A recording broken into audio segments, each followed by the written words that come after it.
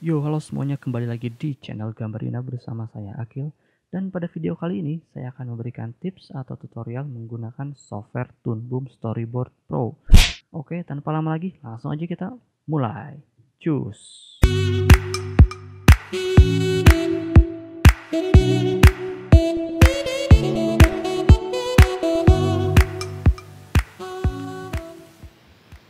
Nah, untuk Toonboom Storyboard yang saya pakai itu adalah versi 7 ya. Nah, kurang lebih tampilan awalnya itu seperti ini.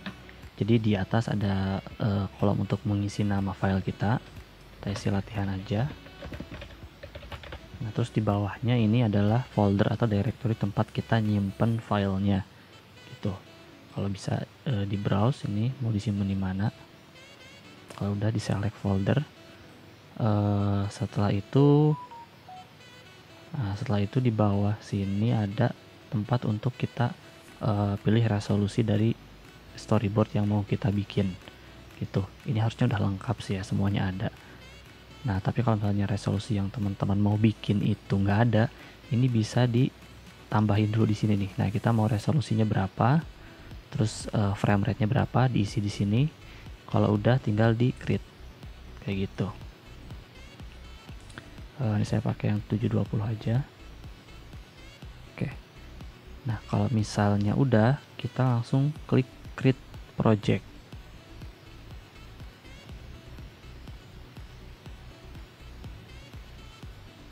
Nah, tampilan awalnya itu kurang lebih kayak gini ya. Tampilan antar muka atau user interface dari Toonboom Storyboard Pro 7 ini.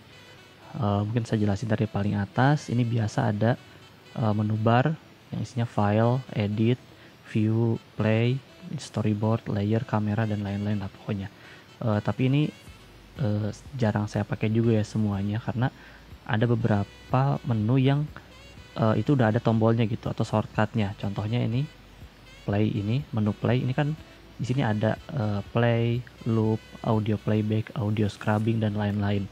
Nah, ini udah ada di sini gitu, ada di menu bar di bawahnya. Ini kan play, playback, scrubbing, dan lain-lain itu ada di sini.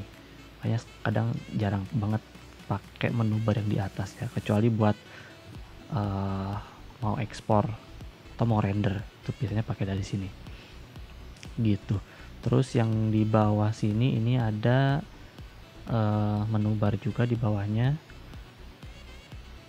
Biasalah ya, mungkin hampir di semua software juga ada ya, kayak ini new, open, save, dan lain-lain gitu. Terus saya lanjut untuk jelasin toolsnya ada apa aja di sini. Ini pertama ada select tool untuk menselect, terus ada kontur editor. Maksudnya ini kontur editor itu untuk ngedit garis yang kita bikin ya. Nanti saya coba praktekin. Sekarang yang ketiga itu ada brush. Ups. Nah, ini adalah salah satu tools utama yang kita pakai untuk ngegambar ya. Misalnya ini ada brush sama pensil. Biasanya ini dua tools ini sih yang sering banget dipakai ya. Nah, terus selain kita pilih tools yang ada di sini, nah tools propertiesnya itu ada di sebelah kanan gitu. Contohnya saya pakai brush ini. Nah, ini pilihan brushnya itu ada di sini gitu. Ini ada yang bentuknya seperti pensil juga, ada yang solid, ada yang ukurannya fix, itu macam-macam ya gitu. Oke, lanjut lagi ke yang ke berapa nih, yang keempat ya. Oke, yang keempat ini pencil tool. Ini salah satu tools yang paling sering saya pakai juga, karena kalau pakai pencil tool ini ketika kita bikin garis misal gini, nah ini bisa kita edit gitu. Nah, kalau misalnya yang brush ini susah ya dieditnya. Nah, jadinya kayak gini. Jadi bukan garisnya yang diubah, tapi bentuknya yang diubah. Walaupun sama-sama bisa diedit juga. Kayak gitu. Nah terus yang selanjutnya ini ada stem. Nah stem ini apa? Ini stem ini sangat berguna kalau misalnya kita pakai atau kita bikin sesuatu yang dipakainya berulang-ulang gitu. Contohnya ini saya bikin mata.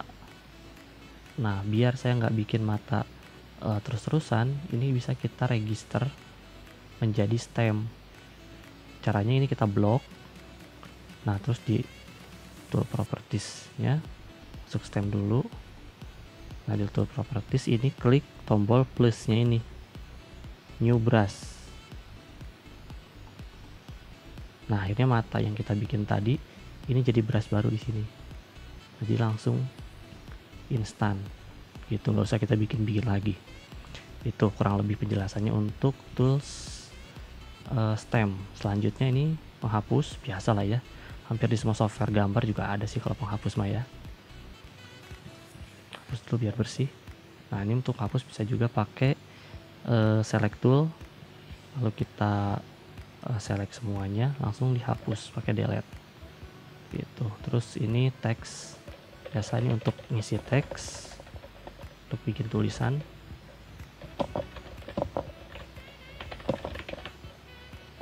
Ya gitu.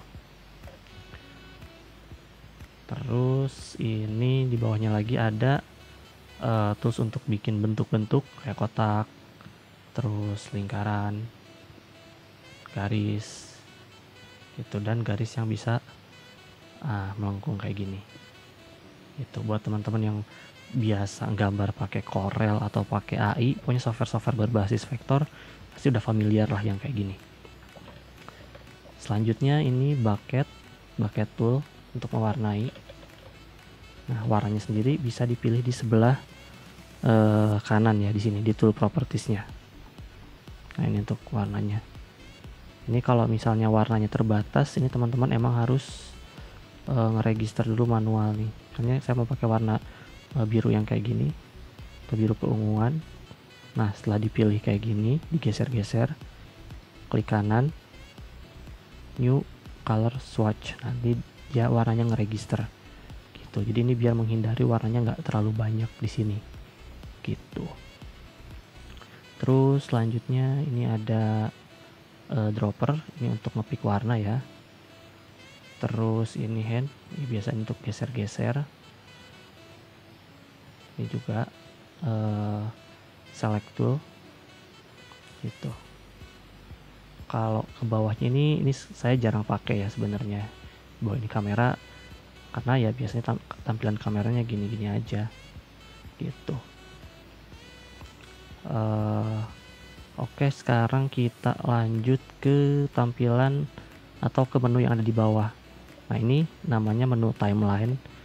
Timeline ini sebenarnya hampir di semua software animasi pasti ada lah yang namanya timeline ya. Cuman bedanya kalau di sini tuh ini ada, nah ada tampilan thumbnail. Jadi apa yang kita lihat di sini di layar gambar sini, ini bisa langsung kelihatan di timeline, di timeline di bawah. Karena kan kalau storyboard tuh biasanya nggak butuh gambar yang terlalu detail ya, gitu. Jadi biar bisa kelihatan langsung di sini. Terus di sini juga kelihatan kita bisa ngatur durasi per panelnya ini nih. Ini 1 detik, defaultnya 1 detik. Nah cara untuk merubahnya itu dengan masuk ke sini panel. Nah ini durasinya kita bisa isi gitu. Nah jadi 2 detik contohnya kayak gini. Nah terus kalau misalnya mau nambahin panelnya gimana bang? Oke, gampang. Ini caranya tinggal kita klik kanan di sini. Ini ada new panel, klik kanan new panel, atau ini shortcutnya ada Alt plus P gitu. Lalu di bawahnya ada new scene. Nah kalau new scene itu dia beda ini ya, beda kelompok lagi. Jadi kalau misalnya biasanya sih ini dipakai kalau kita lagi bikin storyboard gitu, dari satu adegan ke adegan berikutnya, ini kita beda scene kan namanya. Nah ini pakai new scene ini gitu. Sini juga ada new sequence, duplikat panel, dan lain-lain gitu. Nah selain itu juga kita bisa tandai nih kalau misalnya ini ternyata scene yang penting gitu, perlu ditandai. Ini kita bisa select, klik kanan, terus set color. Jadi ada warna bar hijaunya di sini nih di sampingnya. Nah, kalau kita masukin ke timeline kelihatan nih kan yang ditandain tadi jadi warna hijau gitu. Selanjutnya nih masuk ke tengah-tengah sini. Ini adalah tampilan dimana kita ngegambarnya, drawing areanya. Dan kotak ini adalah kamera. Jadi kalau misalnya kita ngegambar di luar sini itu nggak akan kelihatan di kamera ya. Caranya melihatnya gimana? Nah, di bawah sini ada bordernya atau kamera maskingnya. Nah, ini kita klik.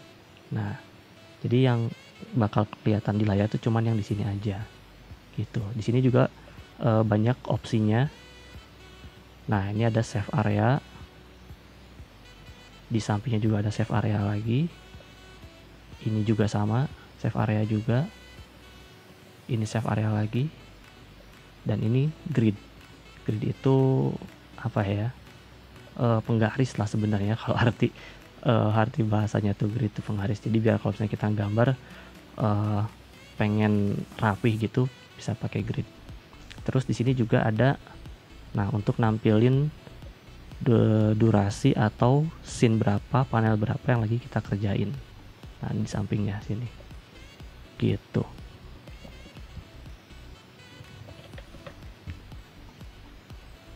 Oh ya, dan di sini itu selain ada tampilan yang tadi saya bilang nih, thumbnail atau timeline yang di bawah ini. Nah, kita juga ada layer. Nah, layernya tuh di sebelah sini. Jadi misal kita dalam satu panel ini kita mau gambar karakter nih. Kita gambar karakter. Terus ada backgroundnya juga. Nah, kalau misalnya teman-teman takut backgroundnya di sini, ini kan masih satu layer nih. Takutnya nanti ada perubahan atau diedit itu susah ngeditnya gitu, apalagi kalau udah masuk scene yang rumit. Nah, ini bisa teman-teman pisah dengan cara gambarnya di beda layer. Nah, misalnya layer pertama ini layer untuk karakter orangnya, layer kedua atau layer backgroundnya ini kita pisah gitu. Nah, ini kita bikin background di sini misalnya gitu. Nah, jadi ketika kita select semua segini, nah ini orangnya nggak akan ke select karena kita fokus di layer backgroundnya aja gitu. Ini nggak akan berubah si orangnya. Tapi bisa juga kalau misalnya teman-teman pengen nge-select dua-duanya, ini tinggal di select aja dua-duanya pakai shift, klik shift. Nah, ini kita select semua, dia semuanya ke ubah gitu loh. Terus di atasnya juga ini ada untuk pengaturan opacity. Nah, jadi untuk ngatur transparan atau enggaknya si layer yang lagi kita pilih gitu. Apalagi ya, oke. Oh, di sini juga nih di bagian storyboard ini kalau misalnya teman-teman udah punya script, ini bisa langsung diimpor scriptnya masukin ke sini. Jadi nggak usah bolak-balik Windowsnya gitu ya. Nih misalnya sini nih, Budi membeli telur.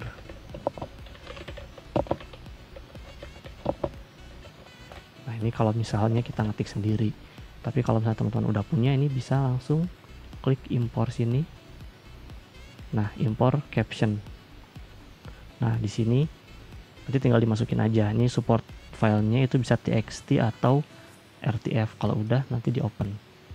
Ntar keluar di sini scriptnya. Gitu. Oh ya, mungkin ini juga satu fitur yang menurut saya sangat menarik dalam software Toon Boom Storyboard Pro 7 ini. Jadi ini kan tampilannya biasa nih kayak gini. Nah, kita juga bisa ubah tampilannya menjadi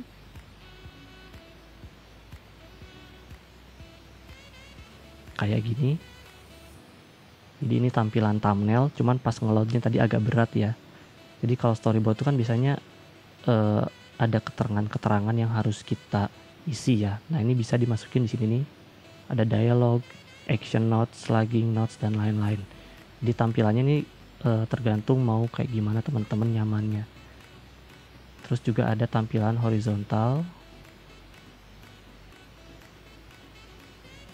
Nah, kayak gini. Terus juga ada yang vertikal.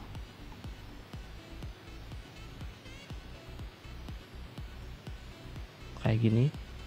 Sama terakhir ada juga yang pitch mode atau pitch mode workshop. Jadi kayak mungkin ini tuh adalah tampilan dimana kalau misalnya si storyboard artis itu mau mempresentasikan storyboardnya ke animator misalnya kayak gitu. Jadi kelihatan tampilan utamanya di sini, dan ini adalah tampilan atau thumbnail storyboard setelah dan sebelumnya. Jadi lebih kelihatan kayak presentasi gitulah. Kalau misalnya mau keluar, ini tombol exit ataunya tombol exit full screen mode-nya ada di bawah, maksudnya itu.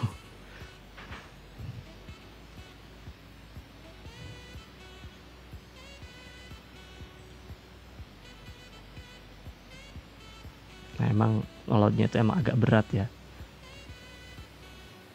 Kita balikin lagi ke tampilan semula.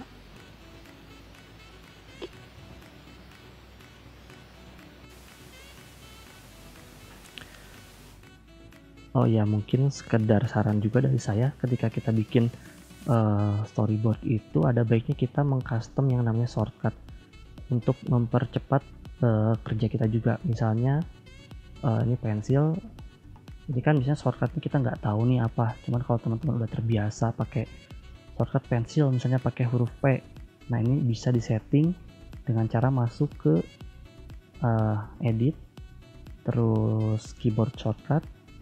Nah, di sini ada ada menu-menunya untuk merubah. Nah, misalnya ini saya mau merubah pensil, masuk ke drawing tools, cari P, ada nggak ya? Kalau misalnya nggak ada, teman-teman juga bisa ketik aja searching di sini pensil, ntar biasanya langsung ketemu pensil tool. Nah, ini ketemu pensil tool, ini ada shortcutnya. Kalau udah diklik sini, terus kita ubah shortcutnya apa yang mau kita ganti, setelah itu di oke. Gitu. Oke, mungkin sekian dulu untuk video singkat aja, mungkin sekedar penjelasan tools dasarnya aja dari Tundum Storyboard Pro 7 ini. Nanti di video selanjutnya saya akan coba mendemokan gimana caranya bikin storyboard dari naskah menjadi storyboard sampai menjadi animatic storyboard atau layout storyboard untuk di print gitu. Oleh karena itu mungkin sekian dulu untuk video kali ini, semoga bermanfaat. Mohon maaf jika masih banyak salah dan kurangnya. Seperti biasa, teman-teman bisa menuliskan kritik atau saran di kolom komentar di bawah. Saya Akil pamit, kita ketemu lagi di video selanjutnya. Dan sekarang waktunya kita karya. Ciao.